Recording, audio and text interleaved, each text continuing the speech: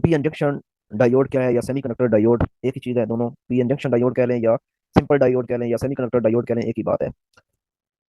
Last unit में हमने देखा था कि हमारे पास इंट्रिंसिक सेमीकंडक्टर होते थे जो कि पेयरली नेचर में पाए जाते थे, और जब हम उनमें डोपिंग करते थे, डोपिंग का मतलब हम कोई एक एटम निकाल के उसकी जगह कोई पेंटावेलेंट या ट्राईवेलेंट एटम जो है वो ऐड करते थे, तो हमारे पास एक नया सेमीकंडक्टर बनता था जिसका नाम हम एक्सट्रिंसिक सेमीकंडक्टर कहते थे। और वो जो एटम हम ऐड करते थे उसको इम्प्योरिटी एटम कहते थे। तो उस हिसाब से हमारे पास दो किस्म के एक्सट्रिंसिक सेमीकंडक्टर बनते थे, एक पी टाइप और दूसरा एन टाइप। पी टाइप होते थे जिसमें जो चार्ज कैरियर होते थे वो होल होते थे, यानी उसमें डिफिशिएंसी ऑफ इलेक्ट्रॉन होती थी, और एन टाइप वो सेमीकंडक्टर होते थे जिनमें चार्ज कैरियर जो है वो इलेक्ट्रॉन होते थे, उसमें एक्सेस ऑफ इलेक्ट्रॉन होते थे। तो आज हम क्या करेंगे, पी इंजेक्शन डायोड कैसे बनता है कि आपने एक पी टाइप मटेरियल को और एक एन टाइप मटेरियल को आपस में कंबाइन करना है। बिल्कुल ऐसे ही कि ये आपके पास है पी टाइप मटेरियल, ये पी टाइप है, और इसके साथ आपने कंबाइन कर देना है एन टाइप मटेरियल को। तो ये आपके पास एक पी इंजेक्शन डायोड बन जाएगा, या सेमीकंडक्टर डायोड बन जाएगा, या सिंपली आप कह सकते हैं डायोड बन गया आपके पास। डायोड को रिप्रेजेंट कैसे करते हैं, ये एक बहुत ही फेमस फिगर है, आपने देखा होगा कि पी जंक्शन डायोड को ऐसे रिप्रेजेंट करते हैं। इसके दो पार्ट होते हैं, ये वाला जो पार्ट होता है इसका ये एनोड कहलाता है, और ये जो अगला हिस्सा होता है ये इसका कैथोड कहलाता है। ये जो एनोड है ये आपका पी टाइप रीजन होता है, यानी पी टाइप जो रीजन होता है उसको आप एरो से रिप्रेजेंट करते हैं, और जो एन टाइप रीजन होता है उसको आप सिंपली एक इस बार से और लाइन से रिप्रेजेंट करते हैं।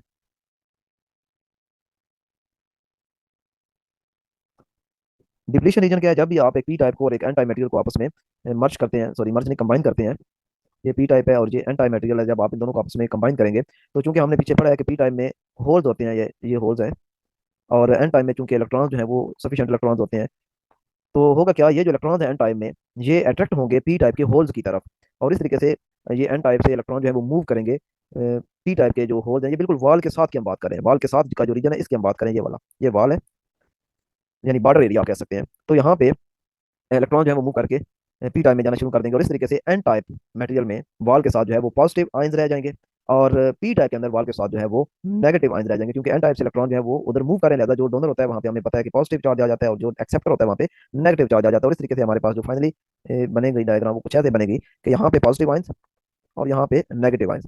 तो ये फर्दर जो ये भी एक सफिशिएंट इलेक्ट्रॉन जो है वो नहीं मूव कर सकते, बल्कि एक लिमिट है इलेक्ट्रॉन्स की जो एन टाइप से पी टाइप में जा सकते हैं, क्योंकि फर्दर आगे जो इलेक्ट्रॉन्स हैं वो इनको रिपेल करते हैं और ये इलेक्ट्रॉन आगे मूव नहीं कर पाते, तो चंद एक इलेक्ट्रॉन है जो जा सकते हैं, और ये जो रीजन बनता है इसको डिप्लीशन रीजन कहा जाता है। डिप्लीशन रीजन के अंदर पॉजिटिव और नेगेटिव आयंस मौजूद होते हैं, यानी एन साइड पे नेगेटिव आयंस, सॉरी ये उल्ट लिख दिया मैंने, एन साइड पे पॉजिटिव आयंस क्योंकि इलेक्ट्रॉन यहाँ से गए हैं, और पी साइड पे पॉजिटिव नेगेटिव आयंस हो जाएंगे। ये मैं करेक्ट कर देता हूँ, ये कुछ ऐसे बनेगा, एन टाइप से चूंकि इलेक्ट्रॉन जा रहे हैं तो लिहाजा यहाँ पे पॉजिटिव, और यहाँ पे क्या आ जाएगा नेगेटिव।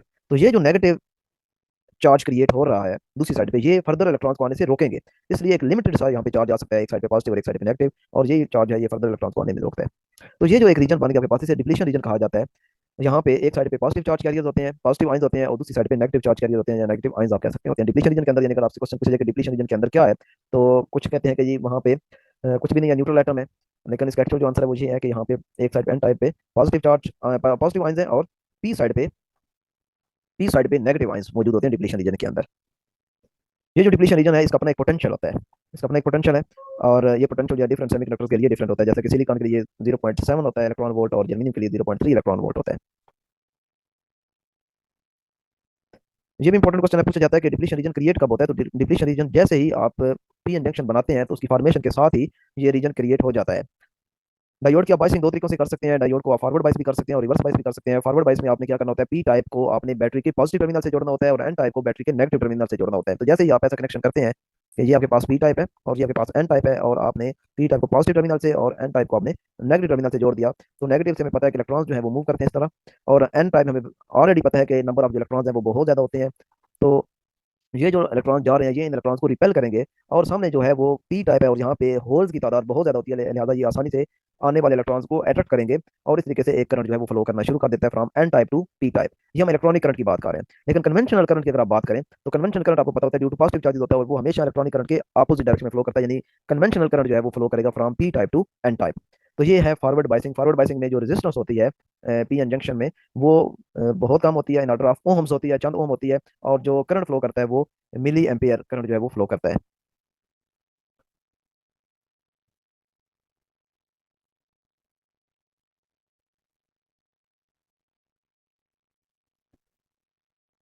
इसके बाद रिवर्स बायसिंग अगर हम बात करें तो रिवर्स बायसिंग में आपने जस्ट ये जो कनेक्शन है इनको आपने उल्ट करना है, यानी पी टाइप को आपने पॉजिटिव की बजाय नेगेटिव टर्मिनल से जोड़ देना है बैटरी के, और जो एन टाइप है उसको बैटरी के पॉजिटिव टर्मिनल से जोड़ देना है। तो इस केस में जो इलेक्ट्रॉन्स होंगे वो बजाय इसके कि रिपेल हों पी टाइप की तरफ, वो अट्रैक्ट होना शुरू हो जाएंगे बैटरी की तरफ। जैसे कि अगर मैं इसकी फिगर को दोबारा मैं डायग्राम बनाऊं तो आप देख सकते हैं कि ये हमारे पास पी टाइप और ये एन टाइप, इसको आप ऐसे कनेक्ट करें कि ये आप नेगेटिव से कनेक्ट कर दें और इसको आप पॉजिटिव से कनेक्ट कर दें। अब चूंकि ये पॉजिटिव टर्मिनल है जिसको हमने एन टाइप से जोड़ दिया, हमें पता है एन टाइप के अंदर नंबर ऑफ फ्री इलेक्ट्रॉन बहुत ज्यादा होते हैं, और ये पॉजिटिव टर्मिनल है, तो इलेक्ट्रॉन जो है वो पॉजिटिव टर्मिनल की तरफ अट्रैक्ट होना शुरू हो जाएंगे। और यहाँ पे होल्स हैं ये, और इसको आपने जोड़ दिया है नेगेटिव टर्मिनल वाली बैटरी के साथ, तो अब ये यहाँ से इलेक्ट्रॉन जो है वो जाएंगे और इलेक्ट्रॉन यहाँ इन होल्स में फिट हो जाएंगे, और इस तरीके से जो करंट है वो फ्लो नहीं करेगा। और इस केस में जो रेजिस्टेंस है वो मेगा ओम में होती है, यानी बहुत ज्यादा रेजिस्टेंस होती है।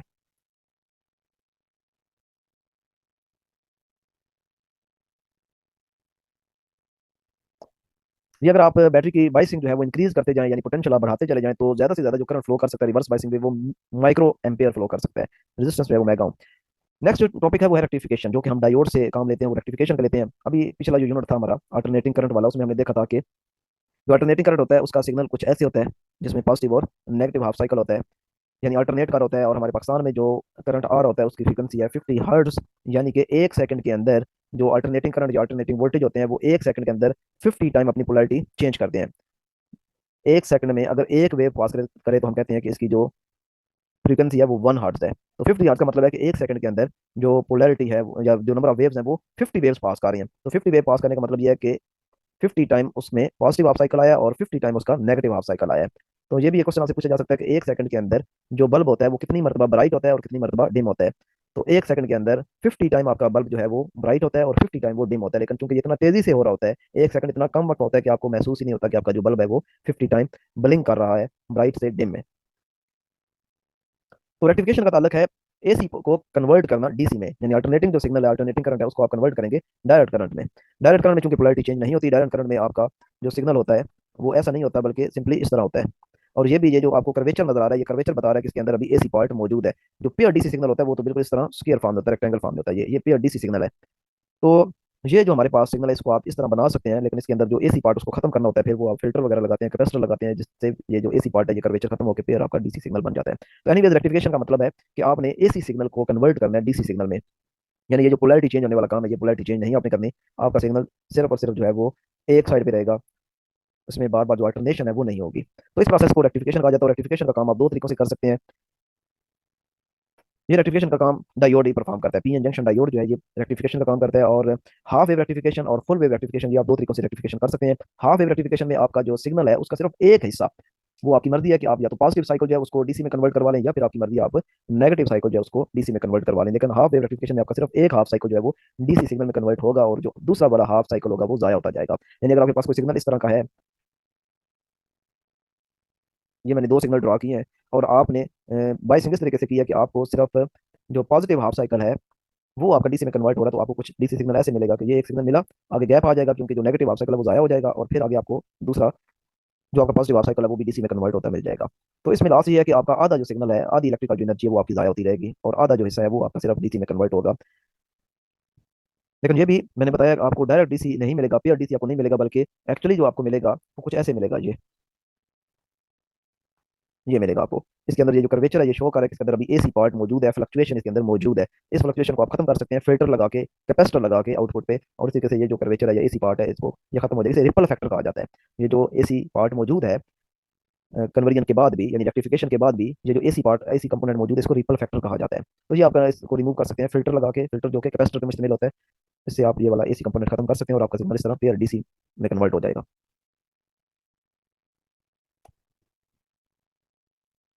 अच्छा, ऊपर एक और बात आपको बतानी थी, वो माइंड स्किप हो गई थी कि एनोड के अंदर, सॉरी, डायोड के अंदर, पी जंक्शन डायोड के अंदर या सेमीकंडक्टर डायोड के अंदर जो करंट फ्लो करता है वो आपका यूनी डायरेक्शनल फ्लो करता है।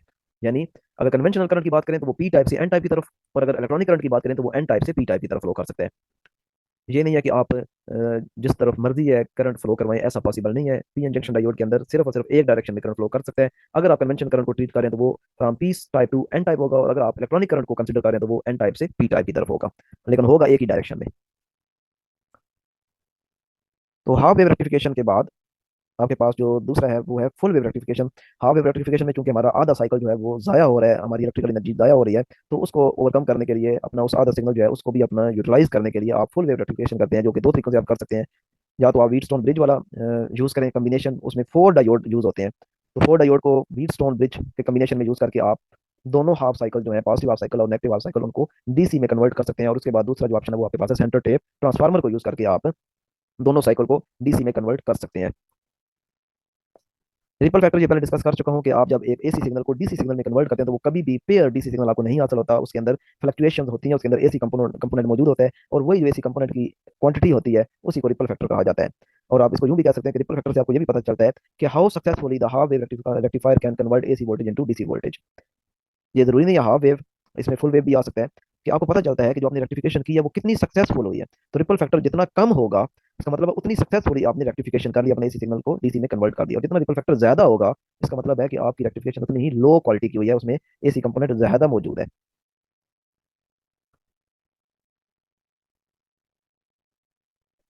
यहाँ पे लिखा हुआ है, ये वैल्यू आपने लाजमी याद रखनी है। Ripple factor in full wave rectifier, यानी फुल वेव रेक्टिफायर में जो रिपल फैक्टर है वो आपका है 0.482।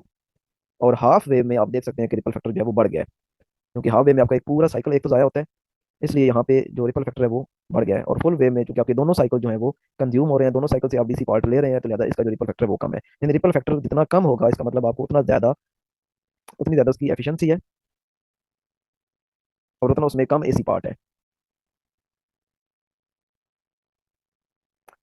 नेक्स्ट एफिशिएंसी से मतलब क्या है कि efficiency of half wave rectifier is 40.5% and the maximum efficiency of full wave rectifier is 81%। तो ये एफिशिएंसी से पता चल रहा है कि हाफ वेव की जो है वो एफिशिएंसी बहुत कम है, बल्कि आप कह सकते हैं कि आधी है। फुल वेव रेक्टिफायर की निस्बत हाफ वेव रेक्टिफायर की जो एफिशिएंसी है वो हाफ है, क्योंकि इसका हाफ साइकिल जो है वो ज़ाया हो जाता है, वो कन्वर्ट नहीं होता डीसी में। जबकि फुल वेव रेक्टिफायर में एसी के दोनों जो पार्ट हैं, हाफ वेव जो पॉजिटिव हाफ साइकिल है और नेगेटिव हाफ साइकिल, दोनों ही कन्वर्ट हो जाते हैं। और आपके पास जो आउटपुट सिग्नल मिलता है वो कुछ ऐसा मिलता है। ये आपके पास एसी सिग्नल है, तो आपके पास जो डीसी सिग्नल आपको मिलेगा वो कुछ ऐसा मिलेगा। ये इसके अंदर फ्लक्चुएशन है, इसके अंदर एसी कंपोनेंट अभी स्टिल मौजूद है, जिसको बाद में आप फिल्टर या कैपेसिटर लगा के खत्म कर सकते हैं, और आप जो बनाएंगे डीसी सिग्नल वो कुछ ऐसा हो जाएगा।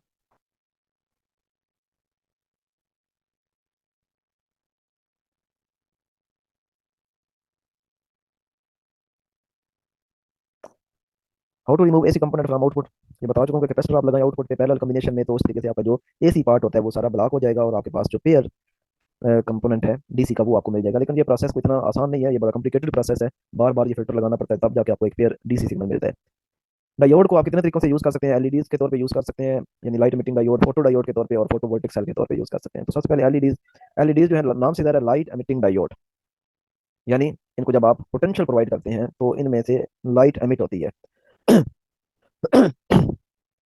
ये एलईडीज जो बनते हैं, ये मटेरियल लाजमी याद रखिएगा, सिलिकॉन जर्मेनियम के और इंडियम गैलियम की आर्सेनाइड से, और इनके आर्सेनाइड फास्फाइड से। यानी बेसिक जो मटेरियल है वो सिलिकॉन, जर्मेनियम, इंडियम और गैलियम है। ये चार सेमीकंडक्टर मटेरियल्स हैं, जिनके आर्सेनाइड्स और आर्सेनाइड फास्फाइड, इनको यूज करके ये एलईडीज बनाए जाते हैं। और ये जो डिफरेंट कलर आपको नजर आते हैं, बाद बात आप वॉचेस देखते हैं, जो डिजिटल वॉच है उनमें आपको रेड कलर नजर आता है, कुछ में आपको ग्रीन कलर नजर आता है, कुछ में ब्लू कलर नजर आता है। तो ये जो डिफरेंट कलर एलईडीज के होते हैं, ये डिपेंड करते हैं कि आपने मटेरियल कौन सा यूज किया हुआ है। मटेरियल चेंज करने से कलर चेंज हो जाता है। ये जो आपको डिजिट नजर आता है, जैसा कि हम 8 लिखते हैं, तो 8 लिखने के लिए कितने एलईडी यूज होते हैं? 7 एलईडी यूज हो रहे हैं। ये 1 2 3 4 5 6 और 7। तो यानी डिजिटल डिस्प्ले के लिए आपको 7 एलईडी यूज करनी पड़ती हैं। जब आपका 8 का फिगर नजर आ रहा होता है तो वहाँ पे 7 की 7 एलईडी ऑन होती हैं, लेकिन जैसे ही आपने सपोज 1 लिखना है तो अब सिर्फ 2 एलईडी ऑन है, बाकी जो 5 एलईडी है वो ऑफ हो गई हैं। फोटो डायोड की जो सिंबल है वो एलईडी की निस्बत अपोजिट है। एलईडी से लाइट एमिट हो रही है, यानी ये जो एरो है ये उल्ट हो गए हैं। ये एलईडी में ये दोनों एरो बाहर की तरफ से, यानी लाइट एमिट हो रही है, लेकिन फोटो डायोड में यहाँ से नजर आ रहा है आपको कि इस पे लाइट पड़ रही है अब, यानी दोनों उल्ट है आपस में। उसमें जब आप उसको पोटेंशियल अप्लाई करते हैं, वोल्टेज देते हैं, तो वो लाइट एमिट करता है। लेकिन इसमें ये है कि इसके ऊपर जब लाइट पड़ती है तो ये वर्किंग करता है, यानी ये करंट प्रोड्यूस करता है।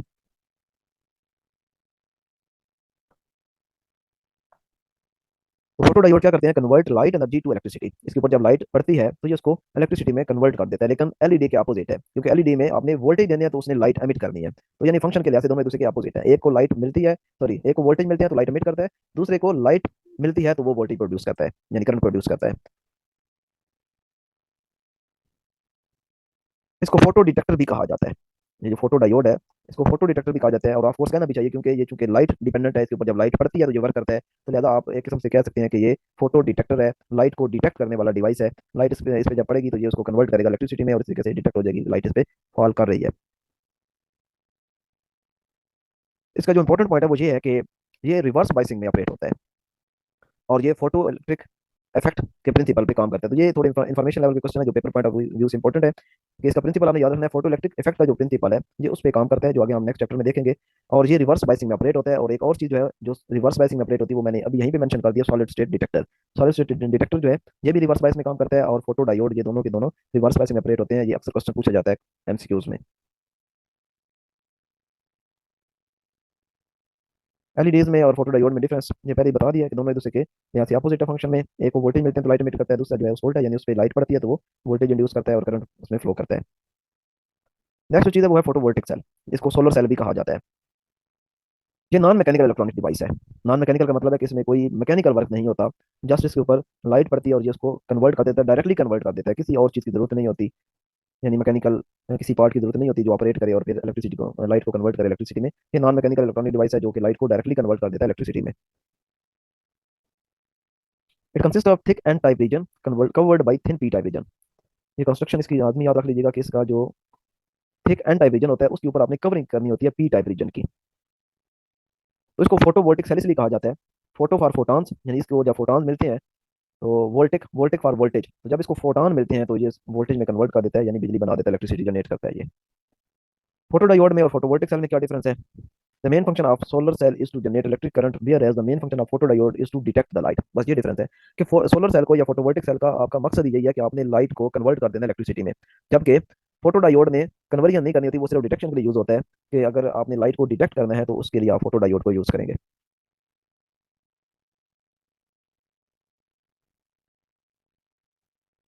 फोटो डायोड जो है वो रिवर्स बाइसिंग में ऑपरेट होता है, जबकि सोलर सेल जो है इसकी रिवर्सिंग की जरूरत नहीं होती। ट्रांजिस्टर,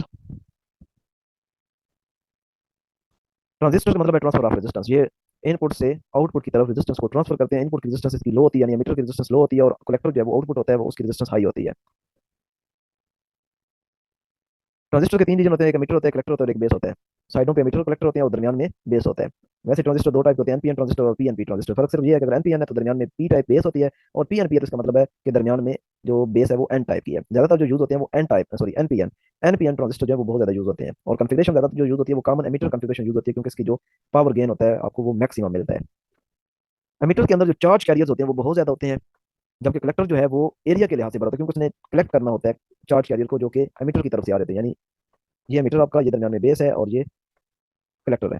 तो कलेक्टर का एरिया ज्यादा होता है क्योंकि एमिटर की तरफ से जो चार्ज कैरियर आने होते हैं उसने कलेक्ट करने होते हैं, तो लिहाजा इसका एरिया ज्यादा होता है, लेकिन एमिटर में चार्ज कैरियर ज्यादा होता है। ये दोनों का डिफरेंस याद रखिएगा। एमिटर जो है वो रिच है as in term of charge carrier, और कलेक्टर जो है वो रिच है इन टर्म ऑफ एरिया। ये रिलेशनशिप हमें याद रखना है कि एमिटर करंट जो है वो डिपेंड करता है बेस करंट और कलेक्टर करंट, यानी दोनों करंट आपस में ऐड अप जब होते हैं तो एमिटर करंट बनता है। यानी एमिटर करंट आप कह सकते हैं ज्यादा होता है as compare to base current या कलेक्टर करंट के। एमिटर को आपने हमेशा फॉरवर्ड बाइस करना होता है, जबकि कलेक्टर को हमेशा आपने रिवर्स बाइस रखना होता है। कुछ करंट गेन है कॉमन एमिटर कॉन्फ़िगरेशन के लिए आईसी और आईबी, और कॉमन कॉमन बेस कॉन्फ़िगरेशन के लिए आईसी और आईई, और कॉमन कलेक्टर कॉन्फ़िगरेशन के लिए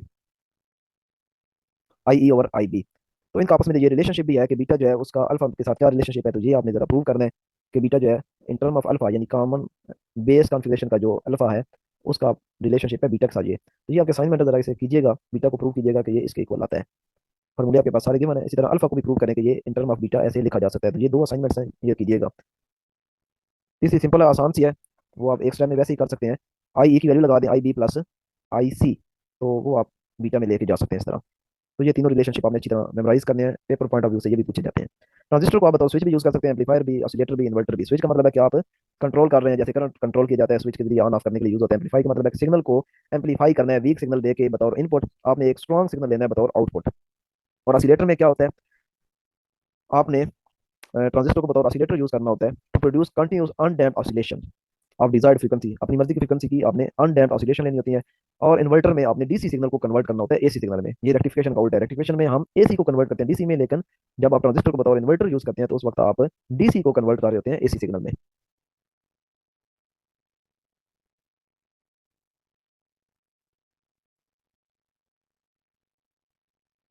एम्पलीफायर का जो गेन होता है उसको आप delta V output divided by delta V input, यानी output voltage divided by input voltage आप करेंगे तो आपको एम्पलीफायर का गेन मिल जाएगा। और ये फार्मूला आपने लाजमी याद रखना है, इसका गेन का फार्मूला होता है माइनस बीटा आर सी और are I E. R C जो है ये वो रेजिस्टेंस है जो आउटपुट पे लगी होती है, कलेक्टर के साथ लगी होती है। और आई आर आई ई ये वो रेजिस्टेंस है जो बेस एमीटर के दरमियान होती है, यानी बेस और एमीटर के दरमियान जो रेजिस्टेंस है वो आर आई ई है। तो ये भी अक्सर क्वेश्चन पूछा जाता है कि अगर आपने गेन बढ़ाना है किसी एम्पलीफायर का तो कैसे बढ़ा सकते हैं।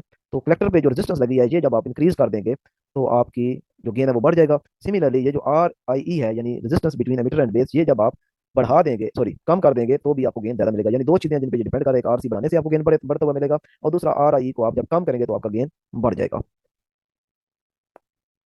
एम्पलीफायर का जो गेन होता है इन फॉर्म ऑफ हंड्रेड्स होता है, यानी चंद सौ होता है in form of hundred. Maximum power gain मिलता है आपको कॉमन एमिटर कॉन्फ़िगरेशन से। कॉमन कलेक्टर कॉन्फ़िगरेशन को एमिटर फॉलोअर कहा जाता है। कलेक्टर और एमिटर जो है ये बतौर टर्मिनल, यानी जब आप इसको बतौर स्विच यूज करते हैं ट्रांजिस्टर को, तो कलेक्टर और एमिटर बिहेव करते हैं as terminal. Next, operational amplifier के तौर पे जब आप ट्रांजिस्टर को यूज करते हैं, यानी वीक सिग्नल को एम्पलीफाई करने के लिए, ऑपरेशनल एम्पलीफायर की भी कुछ कैरेक्टरिस्टिक हैं जो इंपॉर्टेंट है। एक तो ये कि इसकी दो इनपुट्स होती हैं, एक इनपुट को इन्वर्टिंग इनपुट कहा जाता है और दूसरी को नॉन इन्वर्टिंग इनपुट कहा जाता है, और इसकी एक आउटपुट होती है।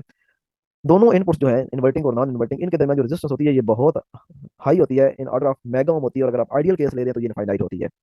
और जो आउटपुट रेजिस्टेंस होती है वो लो होती है, इन ऑर्डर ऑफ फ्यू ओम, चंद ओम होती है ये। इन्वर्टिंग इनपुट पे जब आप सिग्नल देते हैं तो वो आउटपुट में आपको जो सिग्नल देता है वो इन्वर्ट हो जाता है, यानी क्रस्ट आपको ट्रफ मिलता है और ट्रफ आपको क्रस्ट मिलता है। और नॉन इन्वर्टिंग पे जब आप सिग्नल देते हैं तो उसमें कोई फेज शिफ्ट नहीं आता, यानी क्रस्ट आपका क्रस्ट ही रहता है और ट्रफ आपका ट्रफ रहता है। लेकिन ये है कि सिग्नल एम्पलीफाई हो जाता है। सिग्नल एम्पलीफाई होने का मतलब ये है कि आपने ये छोटा सा सिग्नल दिया और इसने ये बड़ा सिग्नल आपको दे दिया। ये नॉन इन्वर्टिंग के केस में है। लेकिन इन्वर्टिंग में अगर आपने यूं सिग्नल दिया है तो वो क्रस्ट जो है वो ट्रफ बना देगा, यानी ये सिग्नल एम्पलीफाई भी होगा लेकिन फेज शिफ्ट आ गया 180 का। इसके गेन का जो फार्मूला है वो आपने लाजमी याद रखना है। एक तो इसका गेन जो है वो 10⁵ है, यानी जो ऑपरेशनल एम्पलीफायर है इसका गेन बहुत ज़्यादा होता है, 10⁵ ये इन्वर्टिंग एम्पलीफायर है। इसमें आप देख सकते हैं कि जो नॉन इन्वर्टिंग है ये वाली इनपुट, इसको आपने ग्राउंड किया हुआ है, तो इसका गेन जो है ये आप फाइंड कर सकते हैं -R2 डिवाइडेड बाई R1। ये R2 रेजिस्टेंस है और ये R1 रेजिस्टेंस है। और यहाँ से आप आसानी से देख सकते हैं कि गेन सिर्फ और सिर्फ डिपेंड कर रहा है इनपुट रेजिस्टेंस पे और आउटपुट रेजिस्टेंस पे, और किसी कंपोनेंट पे ये डिपेंड नहीं कर रहा। यानी अगर आप ऑपरेशनल एम्पलीफायर का गेन बढ़ाना चाहते हैं तो आप रेजिस्टेंस को मैनेज कर लें, यानी R2 को आप बढ़ा दें और R1 को जो इनपुट पे लगी है इसको कम कर दें, तो आपका गेन बढ़ जाएगा। ये जो नेगेटिव का साइन है ये बता रहा है कि फेज शिफ्ट हो जाएगा, यानी क्रस्ट ट्रफ में बदल जाएगा और ट्रफ जो है क्रस्ट में बदल जाएगा। अगर आप एम्पलीफायर को नॉन इन्वर्टिंग एम्पलीफायर के तौर पे यूज करते हैं तो इसमें आपका जो गेन होगा वो 1+R2/R1 है। अब इसमें देख सकते हैं कि माइनस का साइन नहीं है, इसका मतलब है कि सिग्नल आपका इन्वर्ट नहीं होगा, क्रस्ट क्रस्ट ही रहेगा, ट्रफ ट्रफ ही रहेगा, 180 का कोई फेज शिफ्ट इसमें नहीं आएगा। एलडीआर बहुत इंपॉर्टेंट चीज़ है, लाइट डिपेंडेंट रेजिस्टेंस है। जब लाइट होती है तो इसकी वैल्यू कम हो जाती है और जब अंधेरा होता है तो इसकी वैल्यू बढ़ जाती है। बहुत इंपॉर्टेंट क्वेश्चन है, ये भी पेपर में अक्सर पूछा जाता है। ये इन्वर्टिंग और नॉन इन्वर्टिंग के जो फार्मूले हैं ये भी बहुत इंपॉर्टेंट है, और नेगेटिव का जो साइन है ये भी बहुत इंपॉर्टेंट है, ये फेज शिफ्ट के लिए यूज होता है। आगे गेट्स हैं, ये गेट्स आपने 9th 10th में वैसे किए हुए हैं, ये आप खुद कर लीजिएगा क्योंकि आप सेशन का जो टाइम है वो ओवर होने वाला है। इसका ट्रुथ टेबल आपने अच्छी तरह करना है कि कब इनपुट जो है वो आप देंगे तो आउटपुट 1 मिलेगी और कौन सी इनपुट देंगे तो आउटपुट आपको 0 मिलेगी। यूनिवर्सल गेट, नैंड और नॉर गेट।